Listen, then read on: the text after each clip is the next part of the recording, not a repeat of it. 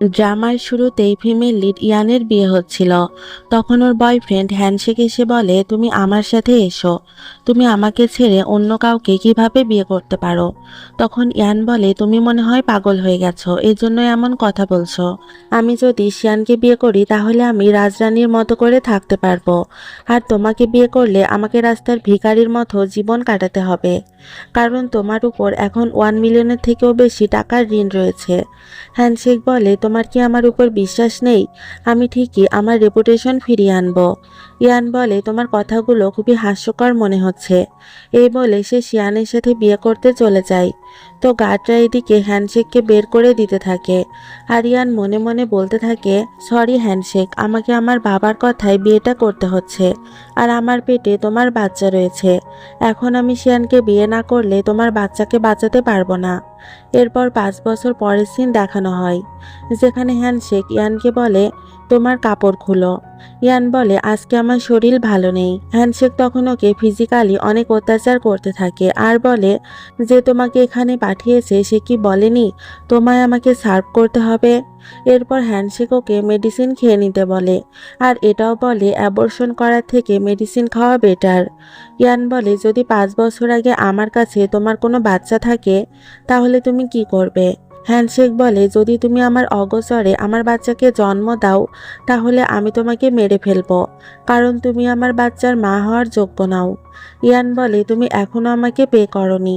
Handshake তখন টাকা ছুঁড়ে মেরে বলে, তুমি এখানেই থাকো, আমি আবারও তোমাকে এন্টারটেইন করতে আসবো। এরপর ইয়ানের বাবা ওর কাছে টাকা চাইতে আসে। ইয়ান বলে, তুমি কি ভুলে গেছো যে আমি তোমার মেয়ে? ওর বাবা বলে, এজন্যই তো তোমার কাছে টাকা চাইছি, কারণ আমি তোমাকে এত কষ্ট করে বড় করেছি। ইয়ান বলে, হ্যান্ডশেক আমাদের পুরো ফ্যামিলিকে শেষ করে দিতে চায়, তোমার কি মনে হয় সে তোমাকে ঋণ পরিশোধ করার জন্য টাকা দিবে? তখন ওর বাবা টেবিলে থাকা টাকাগুলো উঠিয়ে নেয় আর সেখান থেকে চলে যায়। এদিকে হ্যান্ডশেককে দেখানো হয়, তখন ওর কাছে ইয়ানের মেয়ে ইউসি এসে ওকে বাবা বলে ডাকতে থাকে। হ্যান্ডশেকের তখন ইয়ানের কথা মনে পড়ে, যে ইয়ান ওকে বলেছিল, যদি আমার কাছে তোমার বাচ্চা থাকে তাহলে তুমি কি করবে? তখন আন্টি শুয়ে এসে ইউসিকে নিয়ে যায়। ইউসি তখন ওর মাকে ফোন করে বলে, জানো মা, আমি আজকে বাবাকে দেখেছি। এটা শুনে ইয়ান ওর মেয়ের সাথে দেখা করতে আসে। ইউসি বলে, আজ আমি বাবার সাথে দেখা করেছিলাম, কিন্তু সে আমাকে ইগনোর করেছে। ইয়ান বলে, এটা কিভাবে হতে পারে? তুমি নিশ্চয়ই অন্য কাউকে দেখেছ, কারণ তোমার বাবা তো বিদেশে রয়েছে। এটা শুনে ইউসি মনে মনে ভাবে, মম কেন আমাকে মিথ্যা বলছে? মনে হচ্ছে আমাকে এবার বাবাকে খুঁজে বের করতে হবে। এই বলে সে ওর বাবার ব্যাপারে ইন্টারনেটে সার্চ করে। হ্যালো বন্ধুরা, আইপিএল চলে এসেছে এবং ওয়ানএক্স থেকে অর্থ উপার্জনের একটি দুর্দান্ত সুযোগ রয়েছে।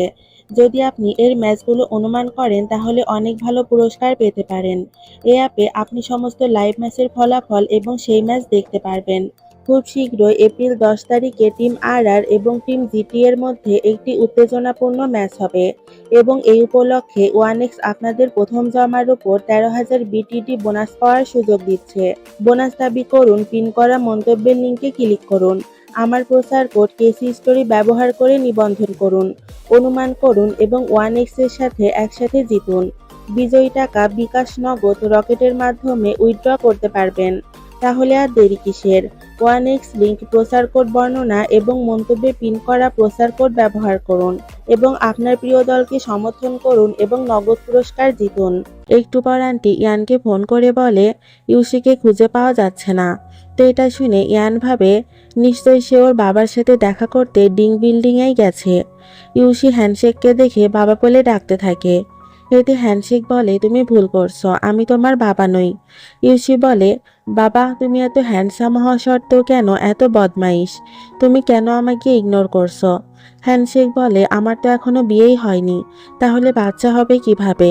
ইউসি বলে, এটা কখনোই হতে পারে না, তুমি আমার বাবা।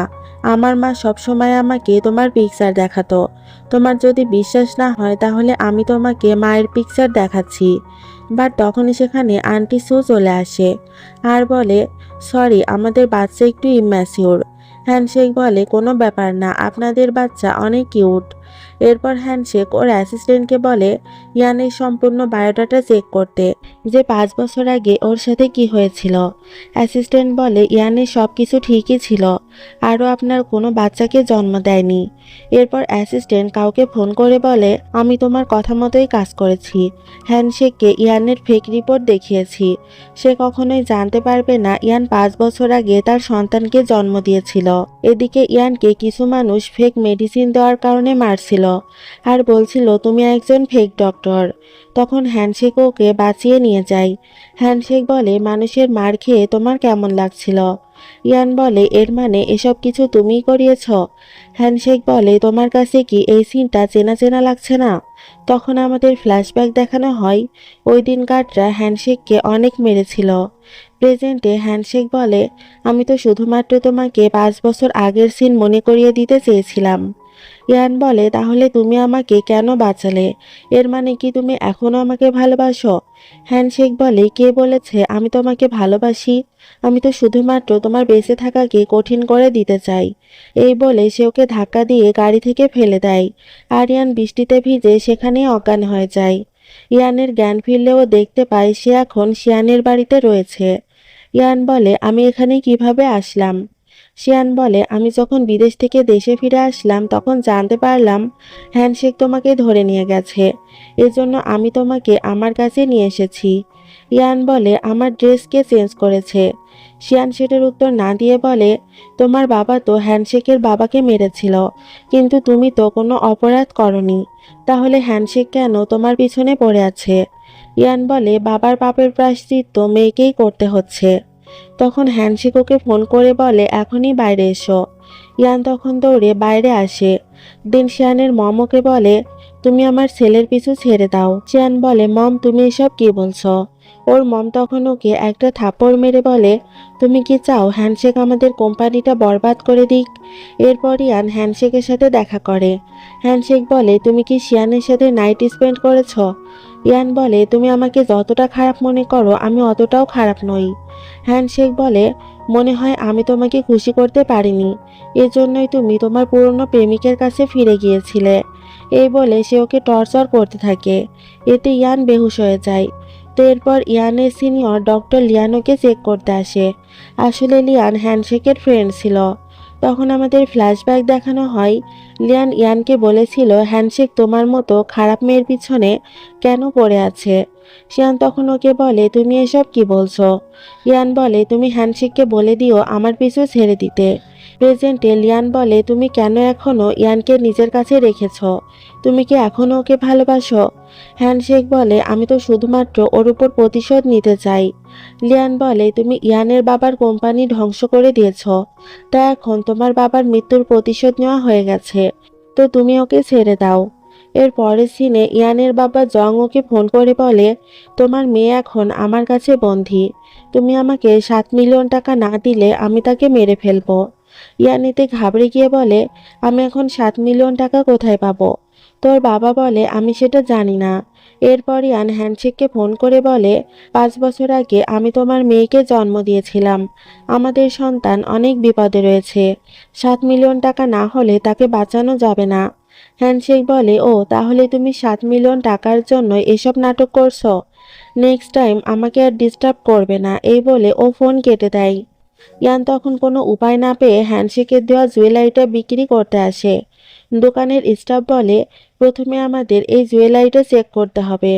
তো কিছুক্ষণ পর পুলিশ এসে ইয়ানকে ধরে নিয়ে যেতে থাকে। দোকানের স্টাফ বলে এই মেয়েটা জিয়াং ফ্যামিলির জুয়েলারি চুরি করেছে। ইয়ান বলে আমি কোনো জুয়েলারি চুরি করিনি, এই জুয়েলারিটা হ্যান্ডশেক আমাকে দিয়েছিল।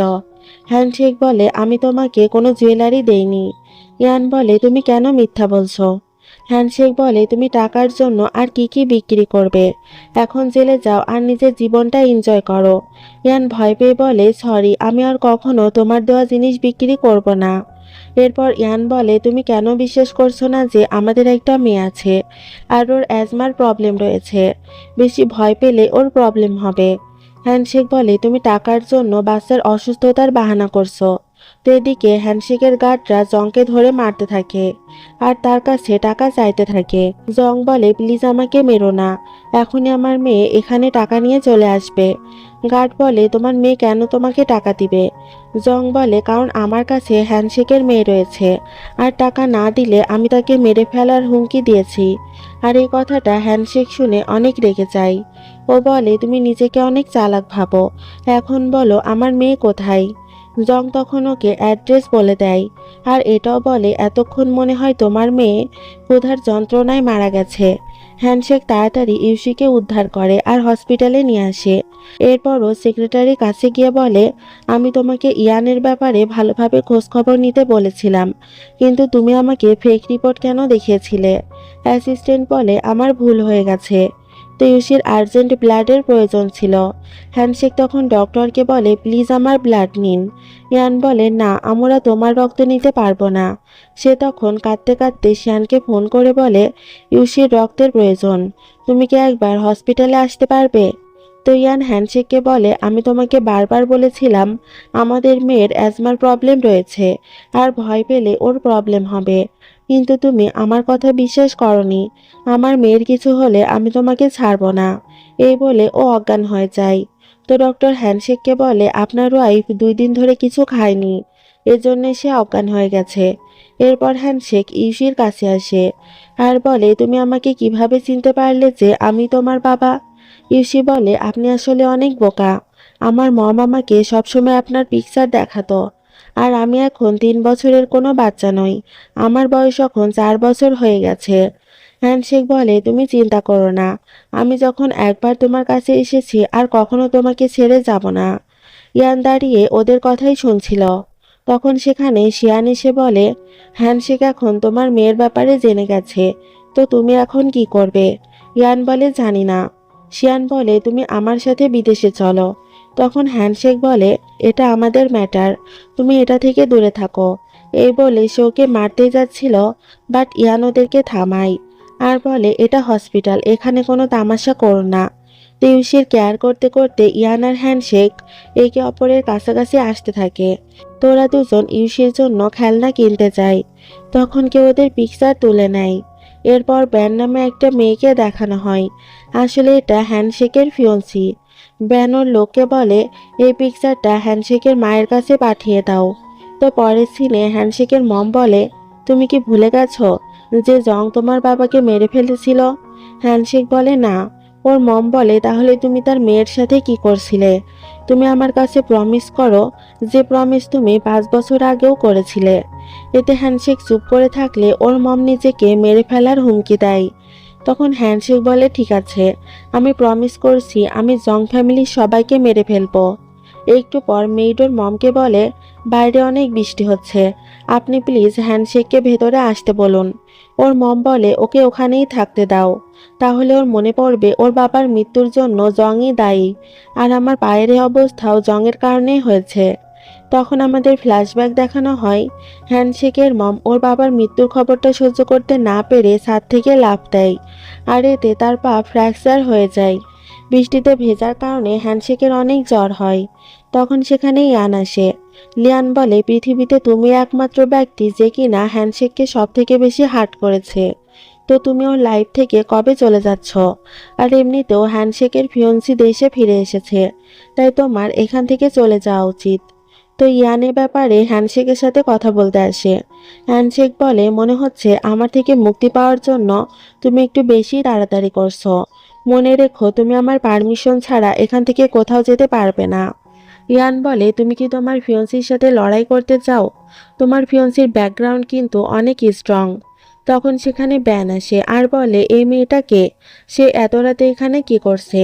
হ্যান্ডশেক বলে, সে আমাদের মেইড। তোমার কি মেইডকে দেখে জেলাস হচ্ছে? তুমি যদি জেলাস ফিল করো তাহলে আমি তাকে ফায়ার করে দিব। ব্যান বলে, না, তাকে তার কাজ করতে দাও। তো হ্যান্ডশেক চলে গেলে ব্যান বলে, তুমি এখনো কেন আমার বেডশিট চেঞ্জ করনি? তুমি কি তোমার নোংরা বেডে আমাকে ঘুমাতে দিতে চাও? ইয়ান বলে, এর মানে তুমি আমাদের ব্যাপারে সবকিছু জেনে গেছো। বিশ্বাস করো, আমি তোমাদের সম্পর্ক নষ্ট করতে আসিনি। ব্যান বলে, যে আমার জিনিস নিয়ে টানাটানি করে আমি তাকে একদমই পছন্দ করি না। তুমি এখনই এখান থেকে চলে যাও। তো এটা শুনে ইয়ান চলে যায়। তো এরপর হ্যান্ডশেকের অ্যাসিস্ট্যান্ট বলে, ব্যান তো দেশে চলে এসেছে, তাহলে আপনাদের জন্য কি কোনো হোটেল বুক করতে হবে? এটা শুনে হ্যান্ডশেক ভাবে, আমি তো ওকে বলিনি যে ব্যান দেশে এসেছে, তাহলে ও কীভাবে এটা জানলো? তার মানে ব্যান এতদিন আমার উপর নজর রাখার জন্যই ওকে আমার অ্যাসিস্ট্যান্ট বানিয়েছে। তখন আমাদের ফ্ল্যাশব্যাক দেখানো হয়, একটা বারে অনেকগুলো সেলের ভিতর থেকে ব্যান হ্যান্ডশেককে পছন্দ করে। হ্যান্ডশেক ওকে বিয়ে করতে রাজি হয়, কারণ তখন ওর অনেক টাকার প্রয়োজন ছিল। আর ব্যানের সহযোগিতায় হ্যান্ডশেক আবারও তার কোম্পানিটা ফিরে পেয়েছে। প্রেজেন্টে হ্যান্ডশেক লিয়ানকে ফোন করে বলে, তুমি ইউসি আর ইয়ানের জন্য কানাডায় একটা বাড়ি কেনার ব্যবস্থা করো। লিয়ান বলে, তুমি কি পাগল হয়ে গেছো? ব্যান এটা জানতে পারলে অনেক প্রবলেম হবে। হ্যান্ডশেক বলে, আমি ওর সাথে এঙ্গেজমেন্ট ভেঙে দেওয়ার প্ল্যান করছি। এরপর ব্যান ইউসির কাছে আসে। এতে ইয়ান অনেক ভয় পেয়ে যায়। ব্যান বলে, তুমি এত ভয় কেন পাচ্ছ? আমি তো জাস্ট ইউসিকে আপেল কেটে দিচ্ছিলাম। ইয়ান তখন ওকে বাইরে নিয়ে আসে আর বলে যে ডিল করার আমার সাথে করো, কিন্তু আমার মেয়েকে টাচ করো না। ব্যান বলে, ঠিক আছে, আমি যখন এখানে চলে এসেছি তাই এখন তোমাকে যেতে হবে। ইয়ান বলে, ঠিক আছে, আমি দূরে কোথাও চলে যাব। ব্যান বলে, তুমি যদি আবারও নতুন কোনো প্ল্যান করেছো, তাহলে প্রথমে তোমার মেয়েকে এর শাস্তি ভোগ করতে হবে। তো ব্যান চলে যাওয়ার পর ইয়ান অজ্ঞান হয়ে যায়। ওর জ্ঞান ফিরলে ও নিজের সামনে শিয়ানকে দেখতে পায়। শিয়ান বলে, তুমি প্রেগনেন্ট আর হ্যান্ডশেকেরও তো বিয়ে হতে চলেছে, তো তুমি আমার সাথে বিদেশে চলো। ইয়ান বলে, আমি তোমার সাথে বিদেশে যেতে পারবো না, তুমি শুধুমাত্র আমার প্রেগনেন্সির ব্যাপারটা গোপন রেখো। শিয়ান বলে, তুমি কেন আমাকে সবসময় ইগনোর করো? ইয়ান বলে, আমি তোমাকে ইগনোর করি না, তুমি আমার থেকেও অনেক ভালো মেয়ে ডিজার্ভ করো। এরপর শিয়ান বাইরে এসে ভাবতে থাকে, আমি ওর জন্য কত কিছু করেছি, কিন্তু এরপরও আমাকে রিজেক্ট করে যাচ্ছে। ও তখন ব্যানকে ফোন করে বলে, ইয়ান প্রেগনেন্ট, তোমার উদ্দেশ্য আর আমার উদ্দেশ্য একই, তাই কিছু একটা করো। তো হ্যান্ডশেক বাসায় এসে দেখতে পায় ব্যান খাবার তৈরি করছে। হ্যান্ডশেক বলে, মেইড কোথায়? ব্যান বলে, আমি তাকে ফায়ার করে দিয়েছি। কেন, মেইডকে ফায়ার করার কারণে কি তোমার খারাপ লাগছে? হ্যান্ডশেক বলে, মোটেই না, কারণ সে তো শুধুমাত্র একজন মেইড ছিল। ব্যান বলে, তুমি ভালো করেই জানো আমাকে ধোঁকা দেওয়া লোকজনদের আমি কিভাবে ধ্বংস করে দেই। এরপর হ্যান্ডশেক ইয়ানের নতুন বাসায় আসে আর বলে, তুমি আমাকে দেখে অবাক হয়ে গেছো? তুমি কি ভেবেছিলে আমি তোমার নতুন বাসার ঠিকানা পাবো না? ইয়ান বলে, আমি তোমার আর তোমার ফিয়ন্সির মাঝখানে আর বুলি হতে চাই না, তুমি এখান থেকে চলে যাও। হ্যান্ডশেক বলে, আমি তোমাদের জন্য নতুন বাসা কিনেছি, তোমরা এখন সেখানেই থাকবে, আর আমি না আসা পর্যন্ত তুমি এখান থেকে কোথাও যেতে পারবে না। এই বলে সে ওকে লক করে চলে যায় আর মনে মনে ভাবতে থাকে, আমি ব্যানের সাথে এঙ্গেজমেন্টটা ভেঙে দিয়ে তোমাকে এখান থেকে নিয়ে যাব। ইয়ান তখন শিয়ানকে ফোন করে বলে, আমি বিদেশে চলে যেতে চাই, তুমি কি আমার জন্য টিকিটের ব্যবস্থা করে দিতে পারবে? শিয়ান খুশি হয়ে বলে, তুমি কি আমার সাথে বিদেশে যাবে? ইয়ান বলে, না, আমি ইউসির সাথে বিদেশে যেতে চাই। এটা শুনে শিয়ান খুবই রেগে যায়। ও তখন ব্যানকে ফোন করে বলে, ইয়ান বিদেশে চলে যাচ্ছে, তোমার হাতে খুবই কম সময় আছে। এদিকে হ্যান্ডশেক ব্যানকে বলে, আমি তোমাকে বিয়ে করতে পারবো না। ব্যান বলে, তুমি কেন আমার ফিলিংস বুঝতে পারছো না? তুমি কি আমাদের এতদিনের সম্পর্ক ভেঙে দিতে চাও? ব্যান বলে, তুমি আমাকে মোটেই ভালোবাসো না, তুমি আমার উপর সব সময় নজর রেখেছো। আমি তো টাকা দিয়ে কেনা তোমার জন্য শুধুমাত্র একটা খেলনা, তুমি আমাকে যা দিয়েছো তার সব কিছুই আমি তোমাকে ফিরিয়ে দিব। এরপর ব্যান ইয়ানের কাছে আসে আর বলে, তুমি আবারও নতুন কিছু প্ল্যান করেছো, আর এর শাস্তি এবার তোমার মেয়েকে ভোগ করতে হবে।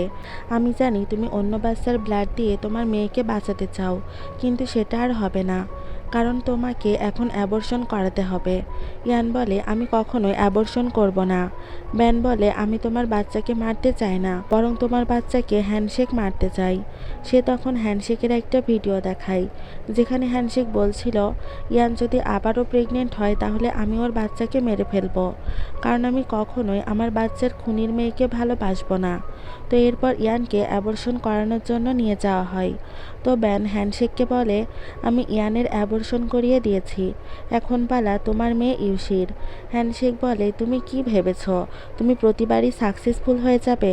তুমি যা করেছো এর জন্য তোমাকে শাস্তি পেতে হবে। ব্যান বলে, তোমার মম এসব করেছে, তো তুমি কি তোমার মমকে জেলে পাঠাতে চাও? তোমার মম এখন আমার হাতে বন্দী। তুমি আমাকে বিয়ে না করলে আমি তাকে মেরে ফেলবো। হ্যান্ডশেক ইয়ানের সাথে দেখা করে। ইয়ান বলে, তুমি আমার সাথে কেন এটা করলে? আমার বাচ্চা এখন মরে গেছে আর আমার সব আশা নষ্ট হয়ে গেছে। হ্যান্ডশেক ওকে 5 মিলিয়নের একটা চেক দিয়ে বলে, তুমি এখান থেকে দূরে কোথাও চলে যাও, কারণ আমি খুব শীঘ্রই ব্যানের সাথে বিয়ে করতে চলেছি। তো হ্যান্ডশেকের পর লিয়ানকে ফোন করে বলে, তুমি কি আমার মমকে ব্যানের হাত থেকে মুক্ত করতে পারবে? লিয়ান বলে, আমার কাছে একটা প্ল্যান আছে। এরপর অ্যাসিস্ট্যান্ট ওকে একটা ভিডিও ক্লিপ দেখায়, যেখানে হ্যান্ডশেক ইয়ানের বাচ্চাটা অ্যাবর্শন না করার জন্য বলছিল।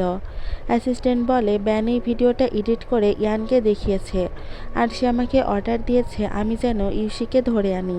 হ্যান্ডশেক বলে, তুমি সেখানে যাওয়ার আগে আমার লোকজন ইউসিকে নিয়ে এসেছে।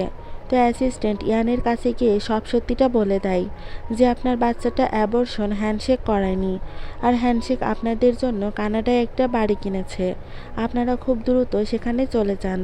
অ্যাসিস্ট্যান্ট ওকে একটা পেন ড্রাইভ দেখিয়ে বলে, যদি 1 মাস পর হ্যান্ডশেক আপনার কাছে ফিরে না আসে, তাহলে আপনি এই পেন ড্রাইভটা দেখবেন। তো ব্যানের সাথে যখন হ্যান্ডশেকের বিয়ের প্রস্তুতি চলছিল, তখন ব্যান বলে, তুমি তোমার লাভ রাইভেল শিয়ানকে বলেছ ইয়ান আর ইউসিকে এয়ারপোর্টে পৌঁছে দিতে, তাই না? হ্যান্ডশেক বলে, তুমি ওদের সাথে কি করেছ? ব্যান বলে, আমি আমাদের বিয়ের সময় ওদের পিছনে কেন টাইম ওয়েস্ট করব?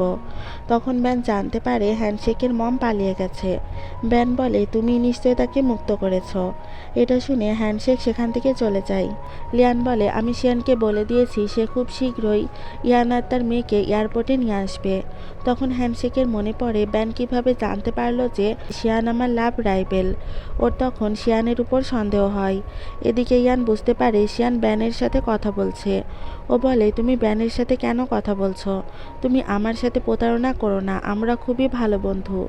শিয়ান বলে, কে তোমার বন্ধু হতে চাই? আমি তোমার জন্য এত কিছু করেছি, কিন্তু এরপরও তুমি আমাকে একটা চান্স দাওনি। তো শিয়ান ওকে ব্যানের কাছে নিয়ে যায় আর বলতে থাকে, তুমি বলো তুমি শুধুমাত্র আমাকে লাইক করো। তুমি যদি এটা বলো তাহলে আমি তোমাকে আর তোমার মেয়েকে যেতে দিব। কিন্তু ইয়ান কিছুই বলে না। তখন সেখানে হ্যান্ডশেক চলে আসে আর ওদের ভিতর মারামারি শুরু হয়ে যায়। ব্যান বলে, তুমি যদি আমার কাছে আসো তাহলে আমি ইউসিকে মেরে ফেলবো। হ্যান্ডশেক বলে, তোমার টার্গেট আমি, তাই তুমি ওদেরকে ছেড়ে দাও। বাট ইয়ান তখন ব্যানকে ফেলে দেয়। ব্যান তখন লাইটার উঠিয়ে নেয় আর বলতে থাকে, আমি যদি তোমাকে হেল্প না করতাম তাহলে তুমি কখনোই এই পর্যন্ত আসতে পারতে না। তুমি আমাকে ইউজ করে ছেড়ে দিয়েছ। তোমরা তিনজন অনেক সুন্দর ফ্যামিলি, তাই না? তো তোমাদের তিনজনকে আজ এখানেই মরতে হবে। এই বলে ও আগুন লাগাতে গেলে ইয়ান ওকে বাধা দেয়। তখন শিয়ান এসে ওকে চাকু মারে। এতে হ্যান্ডশেকের ডেথ হয়ে যায়। এরপর 1 বছর পরের সিন দেখানো হয়, যেখানে হ্যান্ডশেকের মম পাগল হয়ে গেছে আর ইয়ান ওর মেয়েকে নিয়ে কানাডায় যাচ্ছিল। তখন সে ওই পেন ড্রাইভটা দেখে, যেখানে হ্যান্ডশেক বলছিল, তুমি যতক্ষণে এই ভিডিওটা দেখছো আশা করি ততক্ষণে কানাডায় পৌঁছে গেছো। আমি যেদিন তোমাকে প্রথম বলেছিলাম আমি তোমাকে পছন্দ করি, ওই দিন তোমাকে মিথ্যা বলেছিলাম। আর আজ আমি তোমাকে সত্যিটা বলতে চাই। আসলে আমি শুধু তোমাকে পছন্দই করি না, বরং অনেক অনেক ভালোবাসি। আর আমরা তিনজন সারা জীবন একসাথেই থাকবো, হয়তো সেটা 1 বছর, 2 বছর, কিংবা সারা জীবন ধরে। এই ভিডিওটা দেখে ইয়ান অনেক ইমোশনাল হয়ে পড়ে আর এই ড্রামাটা এখানেই শেষ হয়ে যায়। তো তোমাদের কেমন লেগেছে ড্রামাটি অবশ্যই কমেন্টে জানাবে। আজকের মতো আল্লাহ হাফেজ।